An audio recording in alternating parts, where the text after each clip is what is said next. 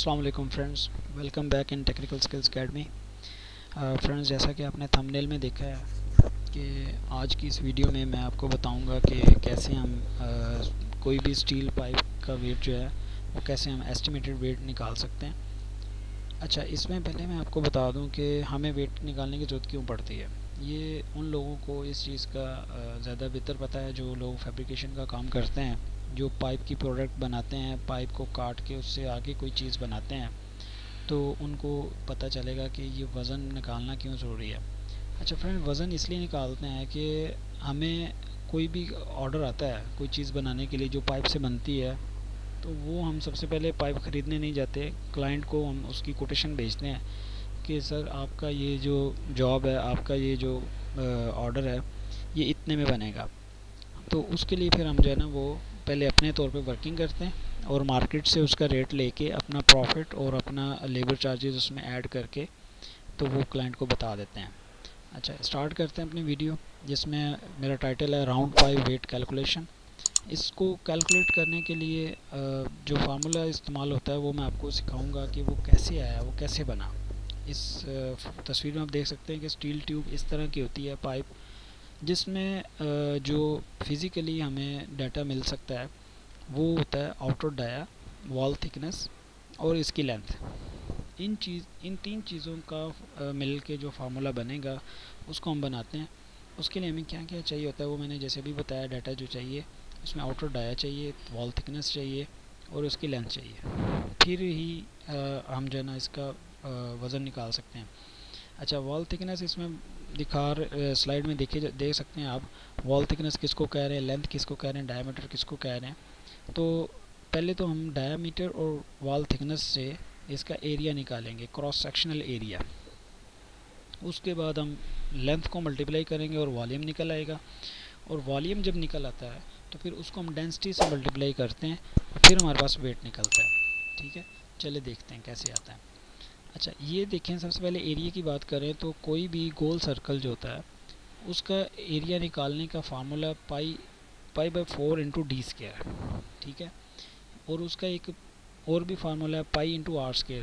चूँकि ये वाला फार्मूला वहाँ पे यूज़ होगा जहाँ पे हमें रेडियस मेजर कर सकते हो। चूँकि पाइप के केस में हम रेडियस मेजर नहीं कर सकते, वो हमें बार बार उसको डाई को मल्टीप्लाई करके उसको डिवाइड करके रेडियस निकालना पड़ेगा, तो हम उसमें नहीं जाते।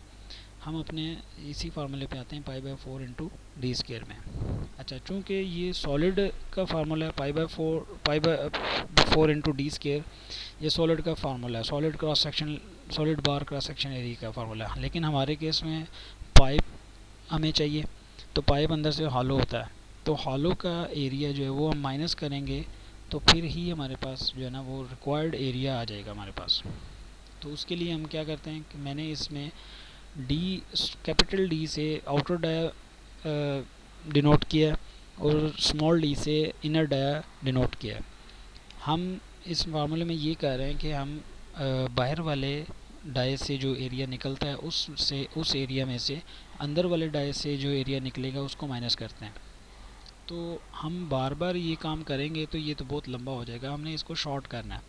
शॉर्ट करने के लिए हम क्या करेंगे, ये इस ऊपर वाली इक्वेशन में से ये हमने कॉमन लिया है पाई बाई 4, तो ये अंदर ब्रैकेट में d², capital d² minus small d² रह गया।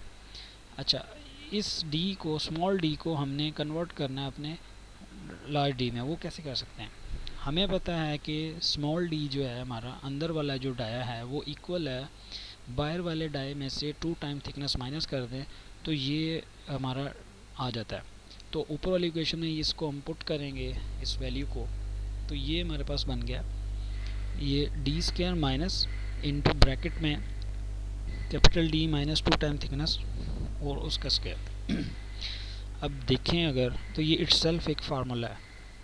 अब इसको ओपन करते हैं इस फार्मूले को, तो क्या बनता है, हमें पता है कि a माइनस बी का होल स्क्वायर जो होता है वो होता है ये a² minus 2ab plus b²। तो उसी फार्मूले के तहत हमारा ये फार्मूला ओपन होगा, तो ये बन जाएगा d² minus 4dt plus 4t²। अच्छा, अब हम इस अंदर वाली ब्रैकेट को ख़त्म करेंगे तो माइनस अंदर मल्टीप्लाई होने के बाद ये चीज़ हमारे पास आ जाएगी। तो इसमें आगे देखें तो ये डी स्केयर प्लस और माइनस डी स्केयर ये ख़त्म हो जाएंगे और हमारे पास जो बचेगा वो ये होगा pi by 4 into 4 dt minus 4t square. अच्छा, इसमें फर्दर आप देखें तो 4t इसमें जो है ना वो कॉमन निकाल के हम बाहर लेते ब्रैकेट में लेके आते हैं तो ये चीज़ बन रही है। और मज़ीद इसको सिंप्लीफाई करें तो हमारा फार्मूला आ गया। अब ये फार्मूला है, ये जिसके लिए ये इतनी डिटेल मैंने बताई है, यही फार्मूला है मेन। ये मैं आपको स्टार्ट में भी बता सकता था, सिंपल ये फार्मूला है, लेकिन मैं आपको बताना चाह रहा था कि ये आया कहाँ से, जो आपके दिमाग में बैठ जाए चीज़, समझ आ जाए। अगर जो किसी फ्रेंड को अच्छा लगा है और उसमें समझ नहीं आई, वो वीडियो को दोबारा देख सकता है।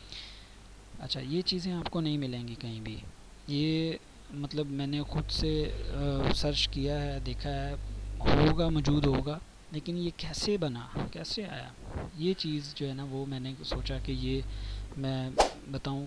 जो मेरे दोस्त इस चीज़ में इंटरेस्ट रखते हैं, फैब्रिकेशन के वर्क में काम करने के लिए, तो ये उनके लिए। अच्छा, आगे मैंने आपको बताया था कि एरिया के बाद हमें लेंथ की ज़रूरत होती है, लेंथ इसके साथ मल्टीप्लाई होती है और उसको वॉल्यूम के साथ मल्टीप्लाई करते हैं।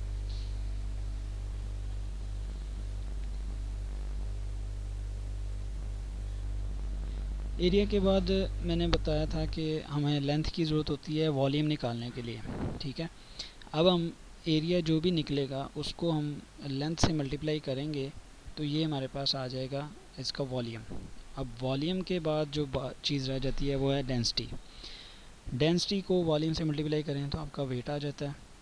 और डेंसिटी मैंने बताया था कि हर मटेरियल की एक अपनी डेंसिटी होती है, चाहे वो कार्बन स्टील हो, एसएस हो, इसी तरह रबड़ भी हो सकती है, प्लास्टिक हो सकता है, ठीक है। हम बात करें कार्बन स्टील की, तो ये इसकी कार्बन स्टील की जो डेंसिटी है वो ये 0.5 टाइम 0 इंटू 785 kg पर mm³ है।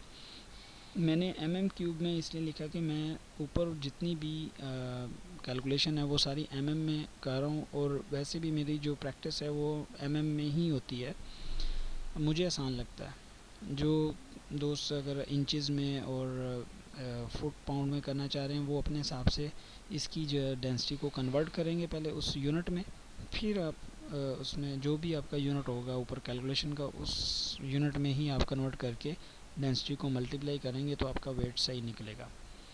अच्छा, वेट जो भी है ये ऑलमोस्ट कह लें कि 98 to 99% आपका जो वेट है वो सही आता है अगर आपकी कैलकुलेशन ठीक हो, आपकी मेजरमेंट ठीक हो, आपने जो डाटा लिया है पाइप को मेजर करने के लिए वो ठीक लिया हो, तो आपका ये फ़र्क आता है। और ये 100% नहीं होता। 100% इसलिए नहीं होता कि फ़िज़िकली को कहीं भी कुछ प्लस माइनस हो सकता है। अच्छा, ये CS की है, इसी तरह SS की ये है डेंसिटी, और एलुमिनियम की ये है, और हर मटेरियल की आपको मिल जाएगी, नेट से आप डाउनलोड करेंगे मिल जाएगी। तो उम्मीद करता हूँ कि आप को ये वीडियो बड़ी पसंद आई होगी, और जो स्पेशली वो लोग जो फैब्रिकेशन में काम कर रहे हैं, क्योंकि मेरी ख़ुद की फील्ड फैब्रिकेशन की है, तो मैंने ये सिलसिला शुरू किया था, बीच में ब्रेक आ गया था फैब्रिकेशन से रिलेटेड वीडियो बनाने की, तो इंशाल्लाह कोशिश करूँगा कि ये मैं अपना सिलसिला बरकरार रखूँ, तो आगे वीडियो बनाता रहूँ। अच्छा, इसमें आपको एक और चीज़ बता दूँ, इसमें एक पाइप का जो स्टैंडर्ड वेट चार्ट होता है वो मैं आपको शो कर रहा हूँ। ये पाइप मिल स्टैंडर्ड्स हैं, हर पाइप मिल बनाने वालों ने अपने एक चार्ट बनाया होता है कि ये हम लोग बना रहे हैं, मार्केट से भी मिल जाता है। तो वैसे एक आपको आइडिया के तौर पे बता रहा हूँ कि रेडीमेड जो लेंथ मार्केट से मिलती हैं उन्होंने रखा होता है कि इस लेंथ का इतना वेट होता है अप्रॉक्सीमेट, ये भी उन्होंने अप्रॉक्सीमेट निकाला होता है, 100% नहीं होता। 100% तो जब वो वेट करते हैं वेइंग स्केल के ऊपर तो वही कंसीडर किया जाता है। ये तो सिर्फ कोटेशन देने के लिए एस्टिमेशन होती है।